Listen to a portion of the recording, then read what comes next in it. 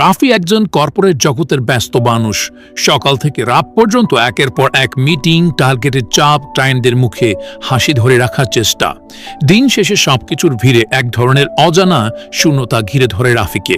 Branded deodorant আর imported পারফিউমের ভিড়ে corporate চাচ যেন আসল রাফিকে ঢেকে ফেলেছে।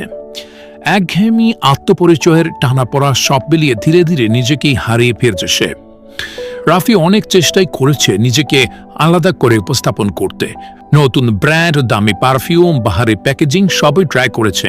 চেহারায় আধুনিকতার ছাপ ছিল ঠিকই, কিন্তু গন্ধে ছিল না আত্মার স্পর্শ। অফিসে যাওয়ার পথে হঠাৎই এক মনোমুগ্ধকর সুগন্ধ তার নাকে এসে লাগলো।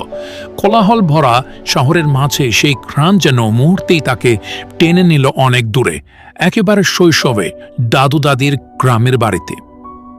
মনে পড়ে গেল প্রতি শুক্রবারে দাদু নামাজে যাওয়ার আগে কপালে হাত বুলিয়ে আতর লাগিয়ে দিতেন ছোট্ট রাফির গালে। তারপর সেই স্নিগ্ধ হাত ধরে নিয়ে যেতেন বাড়ির পাশের মসজিদে। দাদির মমতা ভরা দুপুর খাওয়ার সময় সে যেন ছিল রাজপুত্র। কত আদরে, কত যত্নে খাইয়ে দিতেন।